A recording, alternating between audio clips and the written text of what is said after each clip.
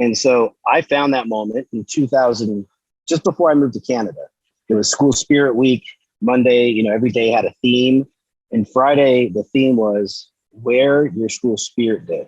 One of my kids runs in. He's like, yo, Castro, you got to come outside, man. You got to come outside. Everybody's wearing your shirts.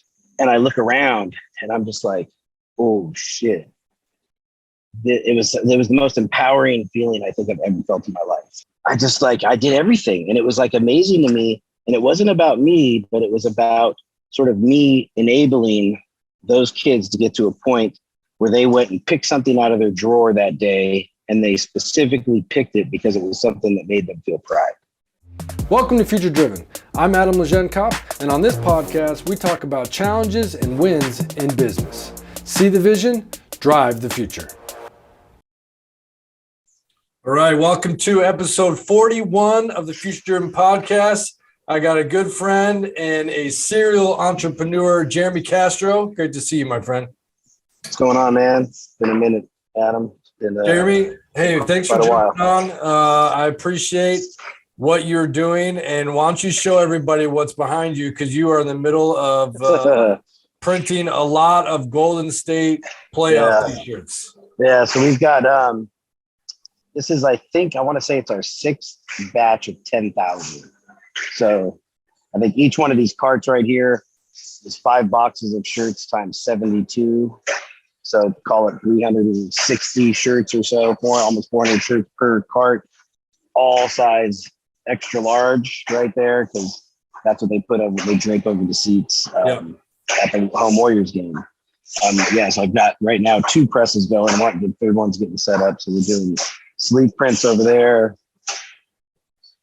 This one's getting set up for the next batch, and then we've got front prints going over there. So we've basically been doing Warriors shirts, I want to say not 24/7, but maybe 15/5, something like that for the last 2 to 3 weeks, probably. So it's been a busy, that's pretty awesome, man. Weeks. You've been working hard your whole life, or your whole career to this point. Give me a little bit of background about how you got to where you are today. You had a couple other businesses. You've done some interesting things. What's the background? So I guess let's see if I can give the condensed version, right? So I was doing dotcom stuff back in the day, right out of college, right? So like software, we were doing encryption and biometric software. It's a company I started with some math nerd college friends of mine, right? But we kind of went into the world of encryption, and I was a math person at the end of the day, right? Dot-com bubble happened. That sort of game played itself out. And I went into teaching, and I was a math teacher at my old high school in Alameda for a couple of years. And while I was teaching, and I'll show you since we're mobile. While I was teaching, I was looking for extra stuff to do. So whatever, I was the Black Student Union advisor, right? Because there were no Black teachers on campus, and the students were like, "Yo, Castro, you're like the closest person we have to a Black teacher on campus. Could you be our advisor?" Right? Which is kind of, the education system is what it is, right? And so I was teaching, math, algebra to, kind of, for lack of a better word, to all the knuckleheads, right? So the people that have typically failed math once or twice before, and me being the sort of young, kind of in the know teacher, like I knew how to handle and deal with everybody. And so I was teaching math, right? It's like my mom wanted me to be a math teacher. And so I was doing all this extra stuff. One of the things, and this is where our history collides, I started a high school rugby team, right? And so, a little bit of, we'll talk probably a little bit about the background of how you and I actually connected with each other through rugby years ago. But I started a high school rugby team. And I was keeping busy, right? But I needed something like entrepreneurial to do, just like a hustle. Like I just love working my ass off, right? And so when I was teaching, my uncle, you can see this machine right there. It's like hard to see from this angle. Let's see if I can get a better shot of it. So up there at the top, that is my very first screen printing machine, right? And my uncle and my aunt gave that to me because, they're like, Jeremy, you give Jeremy a tool and he'll figure out what to do with it. And the irony of that, maybe irony is not the right word, but the interesting history of that machine is it got its start screen printing inside of San Quentin prison, right? Back in the early 90s. And there was a program where they were teaching inmates how to screen print t-shirts. So when they got paid while they were in there, so they got paid like a working salary, and these were all sort of non-violent offenders, right? And San Quentin being like one of the, highest level security prisons out there. So they took an old warehouse and they had a couple businesses that were running there. And these businesses were set up so they can make a wage while in prison. A percent went to restitution, a percent went to paying for their stay in prison, a percent went to their savings for when they get out, right? And my uncle, being sort of my entrepreneurial influence, right? He started this company, and they had a brand called Hard Time, and the tagline was "Fitness is a life sentence." And all these T-shirts were sold in 24-hour fitness locations and this is in the mid 90s. And so that thing ended up kind of folding at some stage, and this screen printing machine was sitting in a big warehouse, not being used for a couple of years. And while I was teaching, my uncle bestowed it upon me. And so basically I started printing for every possible group or person on campus at the high school. So the football team, the badminton team, the rugby team, the teachers, the class of 2003, the Black Student Union, the Latino, whatever, name a club, name anything that had a group of people. Yep. I designed and printed shirts for them. And then like the big moment for me when it was like oh shit, like I know exactly what I need to do for the rest of my life, right? Like not everybody, finding that moment is not an easy thing. It takes a little while to do. And so I found that moment in 2000, just before I moved to Canada, right, to Vancouver. And it was May, around this time of the year in 2002, 2003. And it was School Spirit Week. Monday, every day had a theme. And Friday, the theme was Wear Your School Spirit Day. So pick something that represented your school spirit. So one of my kids runs in my classroom, and I was in the basement, the old boiler room, right, of the old building, sort of in the deep dungeon area. And one of my kids runs in, he's like, "Yo, Castro, you got to come outside, man. You got to come outside. Everybody's wearing your shirts." And I'm like, okay. So I walk outside, up the stairs through the old building, go out to the main courtyard, and I look around, and I'm just like, oh shit. It was the most empowering feeling I think I've ever felt in my life, right? Where you had, essentially there's 1,600 students at the school, and I'd say easily 1,000 of them were wearing something that I designed, because basically at that stage I was designing everything myself. Right. I was like picking up all the shirts at my local distributor. I was getting all the ink. I was getting the screens burned with, Chris, who's now my partner in this business. And I did everything. And it was like amazing to me. And it wasn't about me, but it was about sort of me enabling those kids to get to a point where they went and picked something out of their drawer that day. And they specifically picked it because it was something that made them feel pride. Right. And it's something that they were proud about. And in the end, it took the whole school, and it gave the school a little bit of extra pride. Yeah. Right. And I think that was at that stage, that's when I'm like, I need to learn about this t-shirt thing, because it's something that was like, I had no idea about it. Like I'd always thought about doing t-shirts and stuff like that, but it wasn't until that moment where I'm like, oh, I need to go out and search. Then I moved to Canada, did my MBA at UBC. While I was doing my MBA there, I was playing for the UBC Old Boys, the Ravens, right? And then I also, for a couple projects at UBC, I worked with my cousin who wanted to launch his own brand, right? And at that stage, he was working at Echo and also And One Basketball. And he wanted to do a brand. And I'm like, here, let me put together a business plan. I'll use it as one of my projects in business school.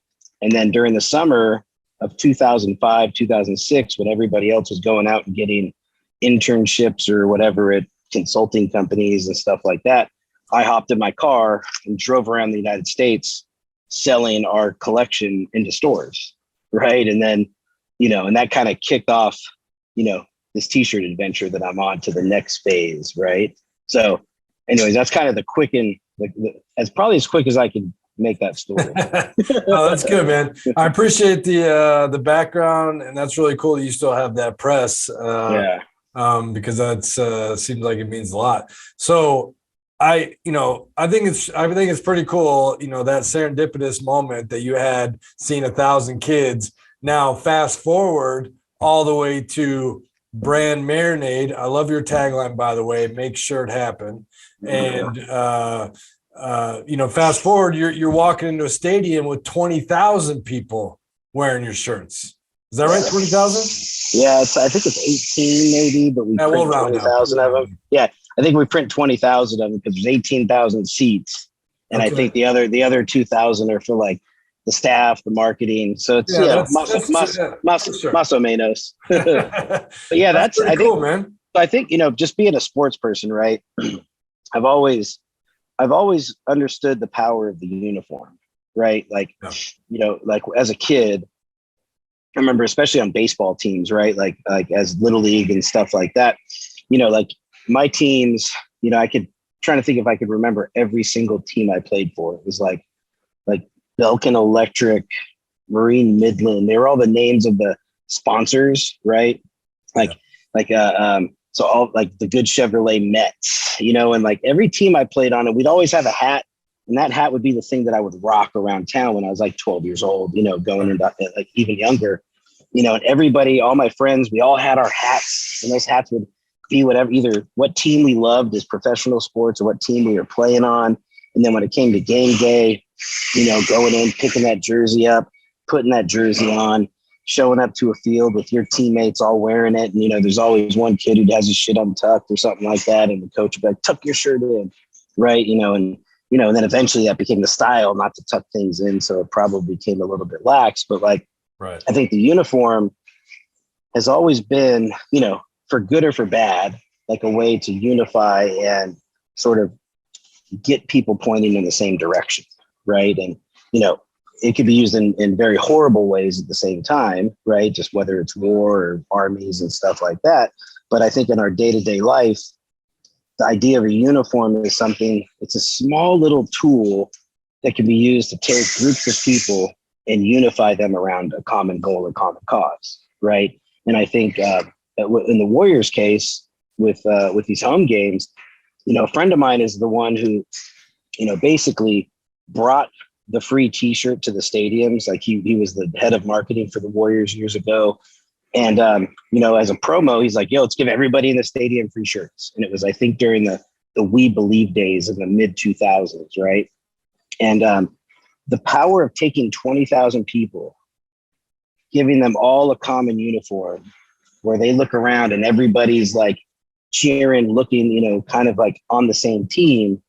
The home court advantage that kind of comes out of that. Like I can only imagine, right? If you're the player on that court and there's an army of people all wearing a uniform thing, yelling in support of you, like that energy is, to me, it's super exponential, right? As far as like the advantage it could have. And they're going to be yelling no matter what t-shirt they're wearing, but sure. there's something about that uniformity, I think, that goes a long ways, right? Which is to me really fascinating. And now it's like, oh, I know what it takes to put 20,000 shirts on people.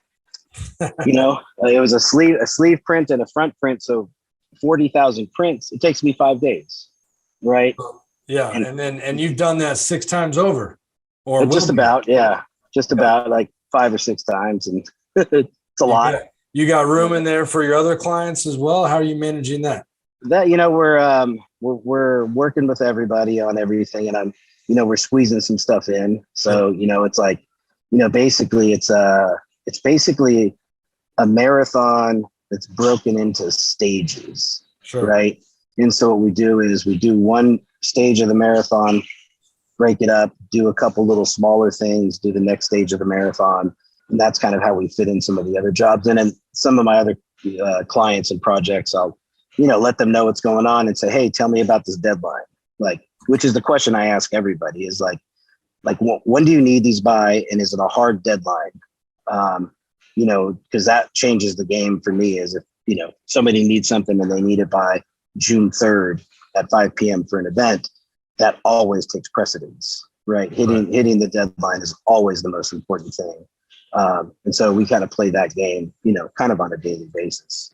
Well, I find your company, Brand Marinade, really interesting. I've been down there. I've checked out the warehouse. It looks like it's grown and expanded since I was down there a couple of years ago. But what I like about your business model is that you're clearly a production house. You can make things happen and produce, but you have the design and the strategy and the e-commerce all as part of your solution. Talk a little bit about your holistic kind of turnkey operation. So I think, the name, right? Brand Marinade. That one I was sitting on I was marinating on it for a long time, right? And the idea to me of what a marinade is, like if you're going to go to a barbecue, right? If you go to a barbecue, whoever is hosting the barbecue and is going to do the cooking is probably like prepared food ahead of time, right? Which meant if there was some chicken or something, they've probably been marinating it for a couple of days, right? So the idea of marinating something to me means it's like you take something with substance and you create this thing that goes around the thing, and the thing absorbs some of the stuff. Like there's a something catalyzes in the process, right? But the longer that substance has with the thing, the marinade, the more sort of things can catalyze from that, and the more sort of flavor gets pulled out, it gets soaked in, right? And so the idea of what Brand Marinade was is I wanted to work with brands, and the idea of a brand has shifted over the years, right? It used to just be Nike and Reebok and, with Coca-Cola, like brands, like big brands. Now people are coming up with brands all the time. Now they have ways to get their brand out to the world. And all the brand is a thing that sort of represents what they're doing, who they are, what they're about, right? Their products and services, tells a bit of a story. And all of a sudden, over the last 20 years, Marshawn Lynch is a brand, right? He was a football player, but he's a brand because his brand is what gets in his contracts. He scores touchdowns. He speaks his mind at press conferences, or he doesn't speak at all, right? And then when he came up with his Beast Mode brand, right, that was like an extension of what he's doing. And so all of a sudden, people are becoming brands. And typically, most people don't have the infrastructure required to operate a physical merchandise brand, right? And you're like, okay, you want to do t-shirts? Cool. You could do it out of your apartment, have all the boxes in your living room, right? Do all the shipping yourself, do all those things. Now, anybody can do that stuff, right? But if you ever wanted to scale, you're going to have to invest in infrastructure, meaning like, oh shit, my girlfriend wants me to get all these shirts out of the living room, right? I need to go rent a warehouse or something like that. Or I need to pay for a 3PL, or my friend has a garage I can do that, right? Like whatever the case may be. And the way that I kind of came into this was I wanted to provide all the ingredients so a modern day brand can plug into it without having to invest in the infrastructure themselves, right? So I wanted to build the infrastructure and plug somebody like Marshawn in to say, hey, Marshawn, you're a brand. You don't need the infrastructure of a brand. You don't need your own warehouse. You don't need somebody monitoring emails during customer service. You don't need to manage product uploading to your website and shipping orders and returns or exchanges, or, like managing inventory or shipping supplies or going to UPS or US Post Office. Like you guys don't need to do all that stuff. You guys focus on what you're really good at, which is building your brand, right? And getting it out to people. Plug in the Brand Marinade and we'll be that sauce. Like we'll be the sauce that sort of helps catalyze opportunities. It helps catalyze the next project, right? Where they can now do it with a partner without having to learn all over again. And they know that when they come to me, my resources are there to help execute something, and the infrastructure is there, right? So that's kind of the idea. Yeah, that's good, man. Well, you got a nice infographic on the homepage of your website that talks about the holistic approach that you take, everything you do for clients.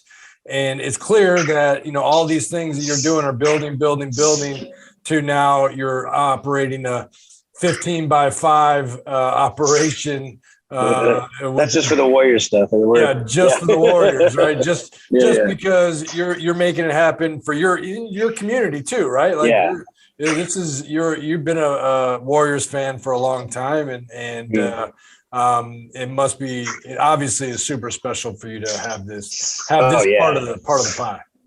Oh yeah, I mean, I'm getting, just my general community at large is like, for one, like they've always wondered how the hell they filled up a stadium with t-shirts, right? And sort of now through me, they actually get to see it happen, right? It's like, oh, this is actually how it happens, right? And then they also just sort of get to feel like they're a part of the process too, and it could be somebody like the wife of my youth soccer coach, right? I'm getting hit up by Terry. They can't, she's like, oh my God, I want to bring Jack by, and see you print all these t-shirts. And, I've known the Cooley family basically my whole life, and sort of they came into my shop and just seeing like the extension of pride, right? Because that's kind of, pride's a dangerous thing, right? Because pride can either like cloud your eyes, right? Or it could be something that can be like a virus and spread in a good way, right? Where, when you do things where you create moments of pride for other people to share, I think that's a way just to uplift people, right? And I think that right now what I try to do with this business is I try to find a way to like uplift as many people as I can. Like that's really what my goal is, whether it be like, Julian, who's the white shirt right behind me, he wants to go to art school. And, I'm like, okay, well, Julian, if you want to go to art school, let's figure out how to, come up with a plan, right? Like the first plan is you got to apply, right? The next plan is, assuming you get in, right? You get in, now you have to figure out how you're going to restructure your life to chase that dream, which means that we're going to have to figure out how we can support you in that endeavor, right? Of like, what does that mean with his hours? He's going to have to dedicate time to school, but we want to keep him on this team. And part of like what I'm trying to do is figure out how we can empower everybody here to figure out how to chase their dreams while helping them chase mine, right? And I think that ultimately, if we all kind of strive for that, like constantly, then we're all helping each other get to the next place while we're helping each other get to the next place, right? It's like it becomes a sort of circular motion of support, right? And I think that, I'm seeing that especially lately when I do projects like this, where people are like, they're just posting stuff on Facebook. Like, oh my God, my old childhood friend, Jeremy Castro, is printing all the shirts for the Warriors. Go watch this game and you'll see 20,000 people at the stadium wearing it or something. And I'm like, damn, like it makes me feel good for my friends, people I haven't seen in 20 years, to find pride in that, right? And to find a little bit of sort of joy and, and I'm exhausted and tired and, like it keeps me going in a lot of ways too. As opposed to like, if it was just like if there was no pride in this job, I mean, I could see how some people get burnt out by it. It's tough. It's like, it's a tough job. No, for sure, man. Well, one of the things that I've always enjoyed, watching your career and your company grow is the innovation that you do. When COVID hit, you were the first person that I knew that had masks ready to go to market, right? Like it was really interesting to see how quickly you pivoted with that. And I know why you did it, not only for necessity of need, but also you were like, holy shit, I got to, figure out what I'm going to do. Right. And then, but also, these Facebook lives that you do with music and live screen printing and bringing a traditionally kind of production job that, no one really thinks about into the limelight through some interesting approaches. And that's only two examples. I know there are more, but I've really enjoyed the innovation. What's one thing, I guess, that you found, through that unique innovation that has led you to the next step? Maybe there's not a direct ROI, but what is that? What's come out of something like that?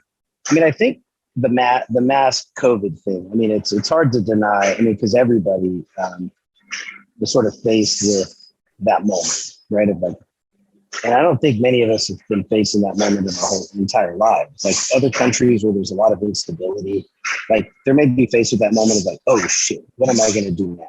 Like in Ukraine right now, like our town is bombed. What am I going to do right now? Right? Like I can't even fathom the reality of how innovative they have to be just with survival. Right. So like, I just want to sort of set the baseline of like what we're doing is very minuscule in comparison to a lot of that stuff. But I would say that COVID on, Wednesday, I think whatever day was St. Patrick's Day, March 17th of 2020, that was what I remember is like the shelter in place thing started, right? It was like the mandate got put down by the government that said, everybody, you must shelter in place. And I remember sitting in the front of we had our team at the shop. It was in the morning. And I'm like, guys, and I think there's probably 12 or 13 of us. I'm like, I don't know what this means. I have no clue. Like I'm just as lost as everybody. We have to follow this mandate. I was like, I got a little money in the bank, but not a lot. But just know that I'm going to keep paying salaries until I have a money, right? Like it's just that, that's what I could promise you or ensure you. And then the promise that I have is I will do everything in my power to figure out how we all get through this, right? It was like without knowing what was coming. And then so like whatever, I go home, shelter in place. I'm like, what's going on? The world's crazy.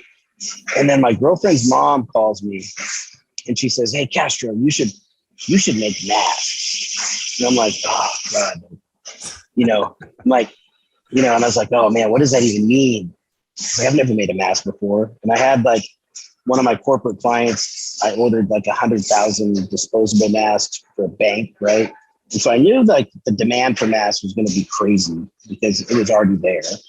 And I ordered an extra 100,000. All the profits I made from that corporate order of masks, I just used that to buy more masks, right? Because I knew that they were going to be needed. And, this is in March. And then, on a Saturday, it was like April 1st, whatever day that was. I wake up and I call a couple people from my embroidery shop. And I'm like, hey, can you guys meet me in the shop? And we're all, we're taking a risk at this stage because we're not sheltering in place, right? Yeah. So we come to the warehouse and I'm like, our goal today is to figure out how we can take stuff that we have and make masks because we have a ton of t-shirts, right? Cotton. And at that stage, like Kaiser was giving some rules saying, hey, it's 6 ounce cotton, multiple layers, right? Like that was like a suitable mask. And I'm like, shit, I have a ton of 6 ounce cotton. I've got like 1,000 beast mode shirts that were kind of sitting in this archive of inventory. I was like, shit, Marshawn, could I use some of these shirts to make masks? He's like, all right, go for it. Right. So I have like this crop of t-shirts and then some other inventory I could pull from. I made a couple calls and we found like rolls of nylon in some old Chinatown like warehouse in San Francisco. My one of my old Korean guys in the embroidery shop knew exactly who to call. We bought all the nylon elastic that they had. So I had t-shirts and nylon elastic. Those are the two things you needed for masks. So we sat there for about 8 hours making patterns on my embroidery machines, trying to figure out how to make a mask. I went through I think we did 45 iterations or something like that. And by the end of the day, I came up with one and we ended up replicating that mask.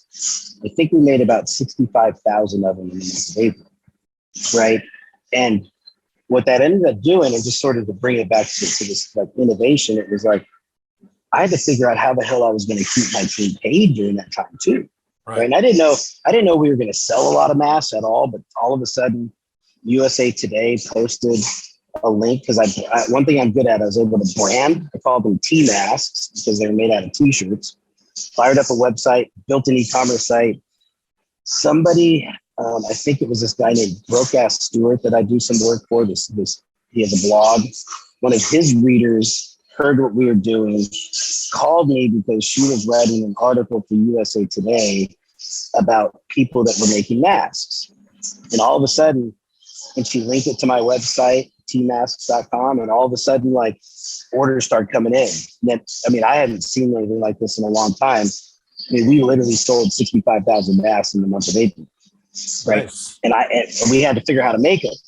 right? And I made the first one on April 1st. And by the end of the month, like I figured out how we were basically producing. It was like 3,000 or 4,000 a day, I think is what we were getting to, right? And during that time, I kind of kept, I think we had 4 or 5 embroidery shops like in the Bay Area that I had going full time. I think my employment, I hired 50 people during that month. I didn't make any money that month because I just spread it all out to everybody. But during the month of April, I could say that program was directly responsible for probably 65 to 80 people having an income, right? During a time when people are like, shit, how am I going to pay rent? The EIDL stuff had been kicked in, like all these different things. And I feel like that was, to me, that pushed a moment where like I was chasing something, not because it was money related, right? It wasn't about money. It was purely about like, oh shit, like, how do we figure this out? Like, sheltering in place. I get it. We needed to do it, but we couldn't do it forever, right? Like we needed to get out in the world, and that's where the mask kind of came in. And so that one really pushed me over my boundaries of comfort, because we literally had to take this shop and totally transform it. We didn't print, the only t-shirts we printed were some, this one musician named Miguel. I don't know much about his music, but he's a big musician. He did a t-shirt that said, social distance expert. Because this guy is like, he's kind of a bit of a recluse, or he likes to isolate. So he was already good at social distancing. Yeah. We did that. We did that release in April probably for him, but we didn't print many shirts that whole month. It was just straight up mass. Well, that's the thing I've always liked about you, man, is that you're hustling, and you knew that you had to do something. You didn't know what it was, so you got to work and you innovated, and I think it's awesome. So, is this fair to say that going back to the Golden State Warriors, that this is the biggest project to date in your career? So I guess what defines big, right? I guess that's most monumental, or is either way, it's a big one, right? It's up there. It is. I'd say it's the biggest by print, like the number of prints we've done over a period of time, right? Like right now, I'm like literally like sitting in the middle. I'm leaning on a big stack of t-shirts. I'd say, yeah, because there's like the biggest one that I feel like the biggest one I've ever, I feel like, been a part of was during the 2008 Democratic National Convention, when Obama got the nomination to be the Democratic nominee, right? And we did a t-shirt with my old brand Undercrown, and we did a t-shirt where Obama, with his left hand was dunking over John McCain, right? And it was basically a cartoon graphic of Obama dunking over McCain in the same exact poster of Vince Carter dunking over Fred Weiss in the 2000 Olympics, right? Yep. So it was capturing a bunch of cool stuff. We did some pretty good jobs of seeding that t-shirt because we had it in Denver. Nas was wearing it on a stage during his concert the week before. We had some celebrity sightings with it. And all of a sudden, Katie Couric was interviewing some, people on the floor of the Democratic Convention. One of them was Spike Lee. And, she's like, hey, Spike, tell me what this means to you. And Spike Lee being, a voice of a generation, he's without a doubt one of the sort of more monumental voices of our time, right? Especially as it pertains to Black culture and Black history and whatnot. And he goes on for this 3 or 4 minute talk about the monumental occasion of Barack Obama being nominated as a Democratic nominee, right, for president. And then it's real serious. The tone is as serious as you can get. And then she says, hey, hold on, Spike, before I go, I need to ask you about this t-shirt. And she the camera pans down right to his shirt. And he says, oh, this shirt, this is Obama. And he starts giggling like a little kid. This is Obama taking McCain to the hole and dunking on it, right? He goes, I saw this shirt here in Denver and I had to walk 5 miles, to get it, but it was worth it. He's like, I bought 24 of them and I overnighted them to FedEx. Everybody in Brooklyn's going to be wearing these tomorrow, right? And we, this is 2008, so before Instagram, and that clip didn't go viral, right? Right. Because how many people are watching MSNBC or whatever, on a Saturday or whatever. I got a hold of that because one of my friends saw it and pointed it out to me. He's like, "Yo, Castro, that's your shirt. Oh, Spike Lee is wearing it. Go look it up." So we were in Vegas for a big trade show, and it's 5 o'clock in the morning. I'm getting in from all the party stuff we were doing. And I'm like, oh man, my friend said that Spike Lee did this interview, found a way to rip it and clip it, put it up on YouTube, or not, maybe it wasn't YouTube. I just put it up on our e-commerce site, served it there. I crafted a newsletter. I sent emails out to a couple blogs. One is called High Snobiety. One is called Hype Beast. Both of those are like big, prominent blog. Hype Beast is probably worth $1 billion now. So I called Kevin Ma. I just sent him an email, the founder. I was like, hey, check this out. High Snobiety. Hey, check this out. SlamX Hype. Hey, check this out. And I went to our website. I put the products up there and I made inventory infinite, right? Sent out the newsletter, went to sleep, wake up, 2 hours later because I had to get to the trade show to set up.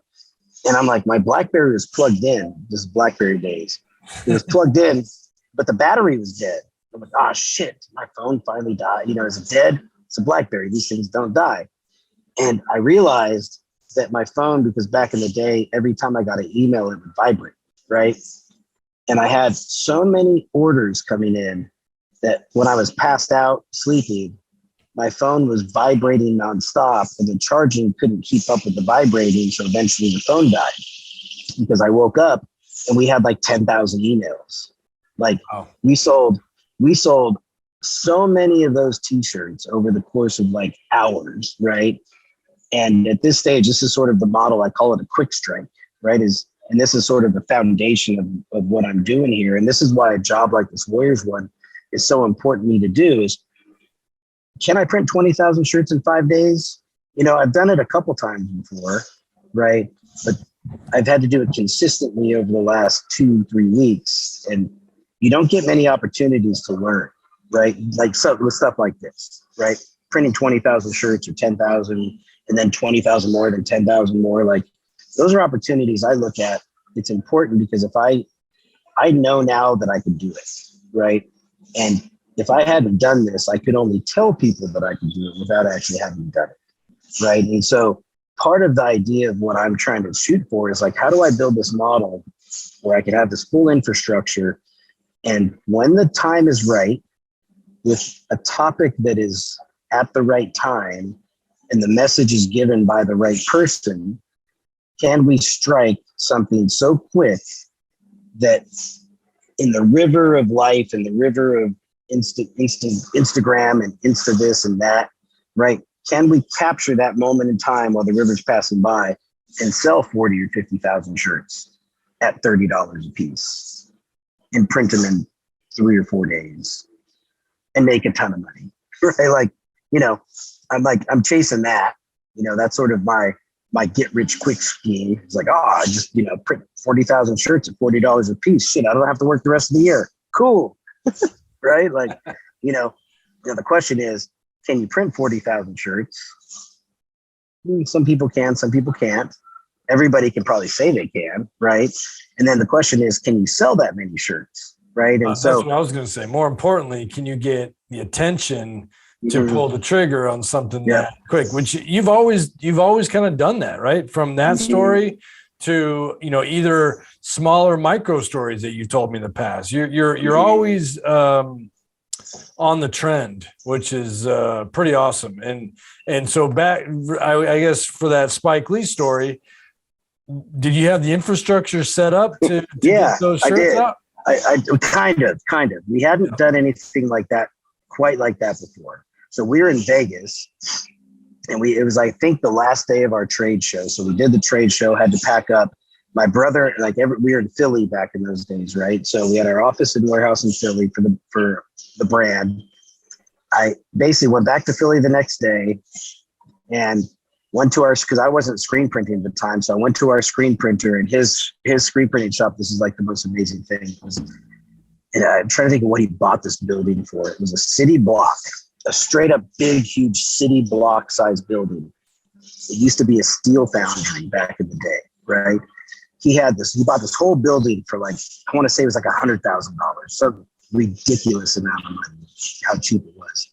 And everything was empty except for this one corner where he had 2 screen printing machines in the corner, right? And he did a lot of printing for us. And so I went to him and I was like, hey, I got a lot of t-shirts we need to get printed. And it was a 12 color. It was a complex design. And I remember renting which one's yellow? It's U-Haul's Budget or Ryder. Maybe it was a Ryder truck. Rented a big Ryder truck, drove to the All-Style warehouse and somewhere outside of Pennsylvania, loaded it up with 15,000 shirts or something like that. Brought them back to the steel forgery or foundry screen printing shop. And as he was printing them, we were taking them off the press. And I had a group of people, and we had all the orders laid out. We just did it by size, just folded them, stuffed them in a bag, and shipped them. Right. And that was the first time I ever had to do something on that sort of rapid of a scale. Right. So did we have the infrastructure? Kind of, but it had never really been used that way before. Yeah. Right. So that would, it was one of those things. I'm like, oh, I know we could do it. Right. I'm pretty certain, I know how to solve this problem. Right.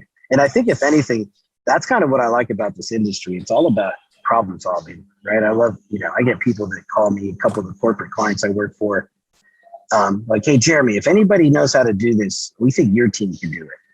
And it's this big public, huge company, right? And they have some sort of supply chain logistics, something going on. And they come to me for those kinds of answers, right? Which is pretty fun. And I'm like, I'm just a t-shirt guy, but the t-shirts it's always to me been a gateway drug, right? It's Love it. Yeah. That's awesome. And so how long you been in that location? I think we moved into here in 2015. Okay. And then since then I've taken over the building, the room next, the warehouse next door and the other one next door. So basically you can see there's a big hole in the wall right over there next to the machine. And then back here, there's another hole in the wall right there directly behind me. Yep. Those lead to the 2 spaces that I've added on. So it went from 7,500 square feet to about 15,000 basically. Yeah. Love it. So what's next, man? I know you're right in the middle and you're like, next is to get these shirts done. But after that, what do you see the next 5 years for you? Well, the target I've set is I want a team of 50 people, and just to bring the rugby back into it, to me, to have a proper rugby team where you field 2 squads solid, it's you need 45 to 50 people, right? Because you're going to have your first side and your second side. And that right there's, basically 30 starters plus five reserves a piece or something. So now you're in the 40 range. And then you always need people that you're training, and you need, injuries are going to happen and things like that. Right.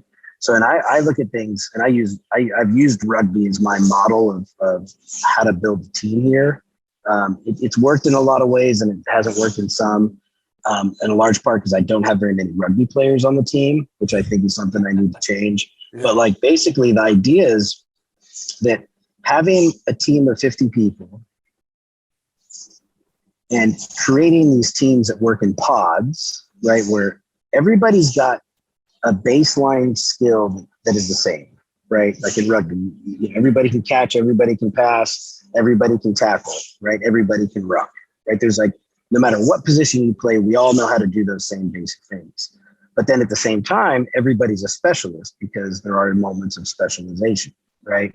And I think that for me, getting into this 50-person team is where that's a team that I think I can manage, like that, the number of people, right, in general.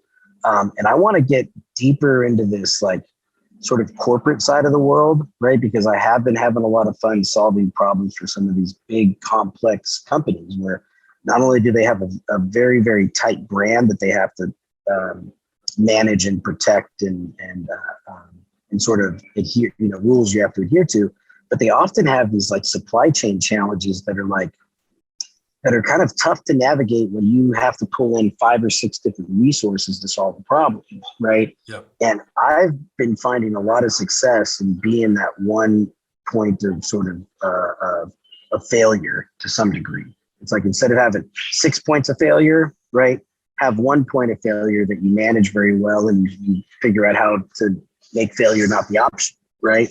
And I think that providing more services for some of these corporate clients and creating that sort of agile, like an agile ship as opposed to a big sort of aircraft carrier or something, right? Like operate like we're a couple Coast Guard cutters or something rather than a big old ship, right? And so creating that model of doing that, and also like I'm working with Too Short, so I have Too Short's merch projects for the next couple of years. So I think finding some of these more of these artists that are people that like can they've got somebody like Too Short has a staying power. He's got a collection and catalog of music and assets and albums. He's still on tour, so he does 2 or 3 shows a week. So I think digging a little bit deeper into that world at the same time, right? Seeing what we could do with some of these artists, and then I think finding a good emerging artist, right? Somebody that maybe might normally go with some of these bigger box companies, right? And potentially finding somebody like us where they can really build what they're trying to do as opposed to doing directed of what they're doing. Because I think our flexibility is, I think, one of our strategic advantages, right? Being able to turn on a dime or solve a problem, even though it goes outside of our normal sort of comfort levels. And I think, to me, that's how things innovate, right? You don't innovate by doing the same thing over and over again, unless you're doing the same thing over and over again and finding those opportunities of how to spin something off, right? But I think that a bigger team, more robust resources and services, and sort of growing, like finding a client that we can grow with, right? And I think that's what I'm going to be searching for, I think, over the next couple of years is, whether it be an emerging artist or like, say, Najee Harris, the football running back from the Steelers. Like, we basically started working with him a month or 2 before he was drafted to the Steelers. So we have a pretty fun relationship and sort of creative relationship with him where he's got some ideas, and we're figuring out how we could flip those ideas and turn them into opportunities and position them in a way where it's about giving to the community. It's about supporting, missions and things that he wants to support and be proactive with while he's building his NFL career, right? So whatever he's doing doesn't have to distract him from that too, because we've got that infrastructure and support system for it. Love it, man. Well, keep sharing your story online. I look forward to watching you grow, man. And thanks for sharing some of those stories. I haven't heard a lot of those, so appreciate that. Appreciate it. And thanks for, making the time for this. And, I think one of the objectives I had is to tell my story a little bit more, over the next year or so. Like KQED, our NPR affiliate out here, just came in and wrote an article about us doing lawyer shirts, right? And so I haven't been one to do much of the sort of PR side of things, right? But I really do think that there is going to be some value of me sharing the story of what we're doing, because my hope and my goal is that I think every print shop, every screen printer, there's the numbers dwindling a little bit because a lot of people are retiring out or having shut down because of cost of living, or COVID shut them down. But I think I could help transform any screen printing shop into this model, right? Where you're not just a printer and you're not just being treated like a printer, right? Because at the end of the day, screen printers. I mean, when you think about sweatshops, right, and you think about that environment, it was all around sort of the garment industry, right? And I think that, I think there's a way to sort of, one, instill pride in the work people are doing, and this, to some degree, it's a lot of the grunt work, like printing T-shirts, not necessarily the sexiest job in the world, but I do think that there's a way to make that job of value, right? And I think that that's my goal, and that's, I think, maybe by talking about this a little bit more, it's a way to spread the word that that's how it should be, right? And I think that that's one of my missions over the next the next year. Well, how to do that. I think you do a good job of taking people into your shop and telling those stories. And so the more you can do that, that's your PR right there, man, is, just like you're saying, the brands, the people are their own brands. You're your own media outlet. You've got all the tools. You just got to find the time in between all those shirts to do it, which is always the challenge. Awesome. Jeremy, thanks, man, for coming on. I appreciate you. Always good to catch up. And I think we got to give a shout out to the UBC old boys. And, that's right. Because I think the Vancouver connection, which to me, it just always cracks me up. I think of how the way of the world sort of works around, right? And I just want to, like, my time in Canada, and the fact that, like, I feel like we were the only Americans that were playing for that team, and even though our paths didn't really cross at the same time, right? Like, I feel like that was a special time for me, and a lot of the stuff I'm doing right now is kind of all sort of born during my time living in Canada, where, like, I got to really sit on this idea of, like, okay, what am I going to do with my life, right?